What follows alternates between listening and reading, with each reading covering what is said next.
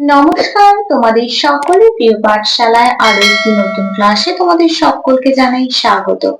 আজকে আমি তোমাদের সাথে আলোচনা করব class 3 final exam 2025 Ray Martin question ব্যাংকের বাংলার পঞ্চম স্কুলটির প্রশ্ন উত্তর।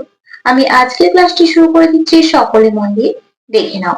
পঞ্চম স্কুলটির নাম হলো নবদ্বীপ বালিকা বিদ্যালয় প্রাথমিক। একটা প্রশ্ন দিয়েছে, নিচের প্রশ্নগুলির উত্তর দাও।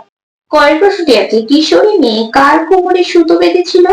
কিশোরী মেয়ে কাঠ পিঁপড়ের কোমরে সুতো বেঁধেছিল। আমি শুধুমাত্র এখানে উত্তরটা লিখে দিচ্ছি, কাঠ পিঁপড়ের কোমরে সুতো বেঁধেছিল। দিগন্তহীন মাঠটির নাম কি? দিগন্তহীন মাঠটির নাম হলো তেপান্তরের মাঠ। আমি শুধুমাত্র উত্তরটা লিখে দিচ্ছি, তেপান্তরের মাঠ। শরৎ ঋতুর আগে কোন ঋতু আসে? শরৎ ঋতুর আগে বর্ষা ঋতু আসে। বর্ষা ঋতু। ভূতকে প্রথম কে দেখতে পেয়েছিল? ভূতকে প্রথম কাক ছানাটা দেখতে পেয়েছিল। কাক ছানাটা দেখতে পেয়েছিল। ঈশপের প্রভু কে ছিলেন? ঈশপের প্রভু ছিলেন রাজা ক্রোশাস। রাজা ক্রোশাস। বলাকা বলতে কি বোঝো? বলাকা বলতে সাদা পাখির ঝাঁককে বুঝি। সাদা পাখির ঝাঁক। আমাদের দেশ কোনটি? আমাদের দেশ ভারতবর্ষ। দুর্গাপুজো কোন কালে হয়? দুর্গাপুজো শরৎকালে হয়। আমি দেখো শুধুমাত্র উত্তরগুলো লিখে দিচ্ছি। মা ও ছেলে কবিতায় ছেলেটির নাম কি? ছেলেটির নাম কি ছিল? রমেশ। রমেশ। রমেশ। বুড়ির আর নালিশ করা হলো না কেন? নালিশ করার জন্য বুড়ি যখন রাজার বাড়ি পৌঁছলো তখন রাজা শিকারে চলে গেছেন, তাই বুড়ির আর নালিশ করা হলো না। তো এই প্রশ্নটি বলেছে, আগমনী কবিতাটি কবির নাম সহ প্রথম 4 লাইন লেখো।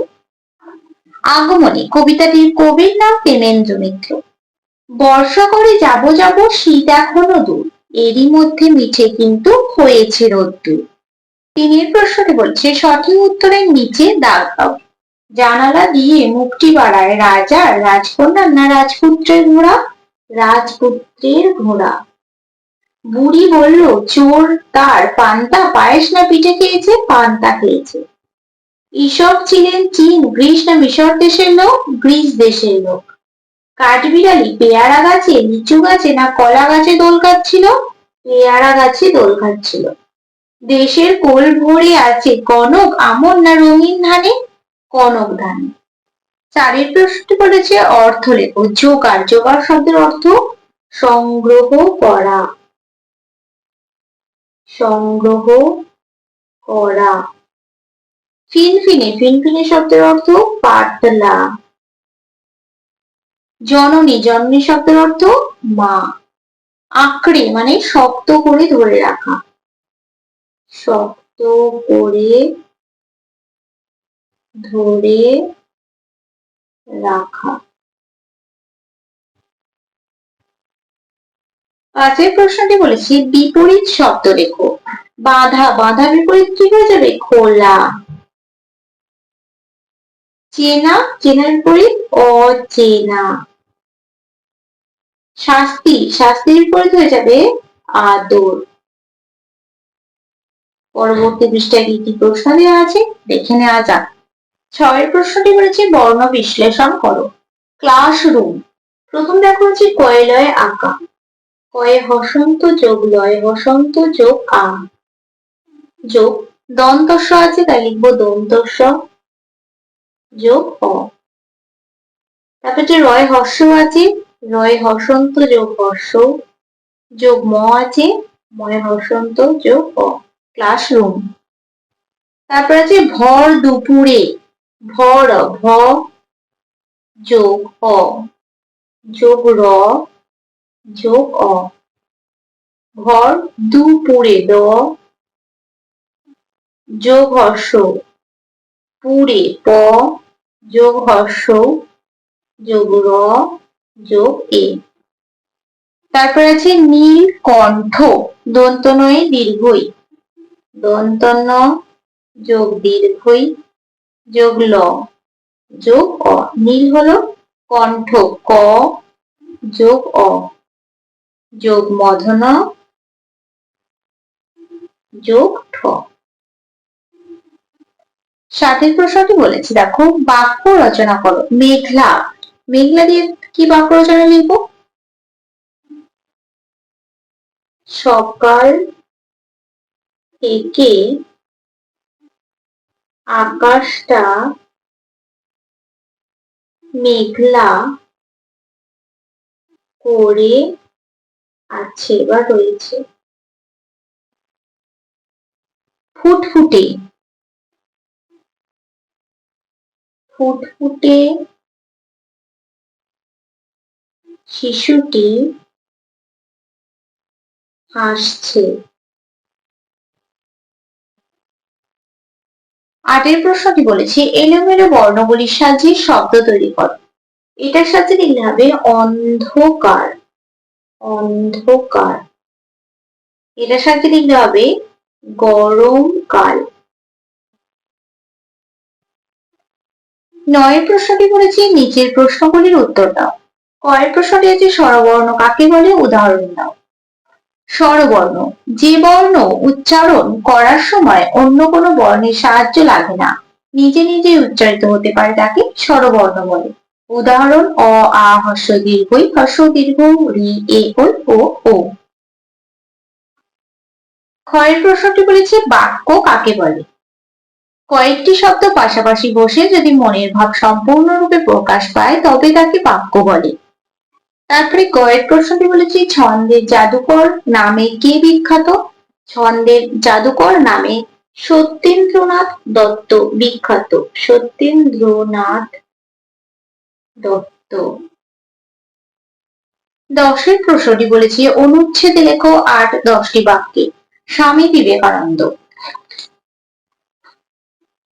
স্বামী বিবেকানন্দ রামকৃষ্ণ দেবের শিষ্যদের মধ্যে প্রধান ছিলেন স্বামী বিবেকানন্দ। তার আসল নাম ছিল নরেন্দ্রনাথ দত্ত। 1863 সালে 12ই জানুয়ারি কলকাতার সিমলা অঞ্চলের বিখ্যাত দত্ত পরিবারে তার জন্ম হয়। তার বাবার নাম বিশ্বনাথ দত্ত, মায়ের নাম ভুবনেশ্বরী দেবী। বিবেকানন্দের ডাক নাম ছিল বিলে। তিনি ছোটবেলায় ভীষণ দুরন্ত ও সাহসী ছিলেন। লেখাপড়াতেও তিনি খুব ভালো ছিলেন। সেই সঙ্গে তিনি ছিলেন দয়ালু ও কষ্টবাদী। ছোট থেকেই ধ্যান করতে খুব ভালোবাসতেন। মাত্র 14 বছর বয়সে তিনি প্রবেশিকা পরীক্ষায় উত্তীর্ণ হন।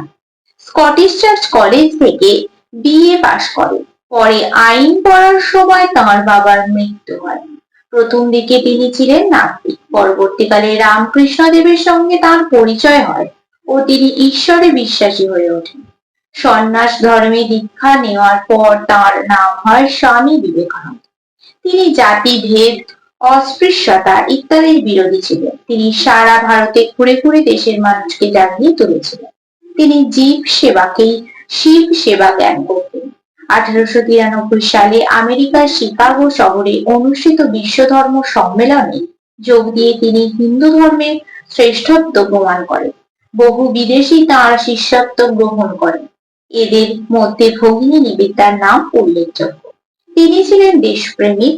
তিনি রামকৃষ্ণ মিশন ও বেলুড় মঠ প্রতিষ্ঠা করেন। তিনি বেশ কয়েকটি বইও লিখেছেন। আধুনিক বাংলা চলিত ভাষার জনক তিনি। তাঁর বিখ্যাত কয়েকটি বই কর্মযোগ, জ্ঞানযোগ, ভক্তিযোগ, রাজযোগ, পরিব্রাজক ইত্যাদি। 1902 সালের 4 জুলাই তিনি মনুষ্য দেহ ত্যাগ করেন।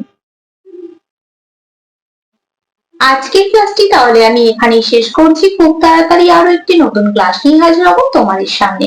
যদি তোমাদের আজকের ক্লাসটি ভালো লেগে থাকে তাহলে অবশ্যই লাইক করতে ভুলবে না এবং বন্ধুদের সাথে শেয়ার করতে ভুলবে না। আর যদি আমার ক্লাসে প্রথম হয়ে থাকো তাহলে অবশ্যই আমার চ্যানেলটিকে সাবস্ক্রাইব করে পাশে থাকা বেল আইকনটি প্রেস করে অল নোটিফিকেশন অন করে দিও, যাতে সকল ভিডিও আপলোড করার সাথে সাথে তোমাদের কাছে তার নোটিফিকেশন পৌঁছে যায়। সকলে সুস্থ থাকবে, স্বাভাবিক থাকবে, সকলকে অসংখ্য ধন্যবাদ জানাই।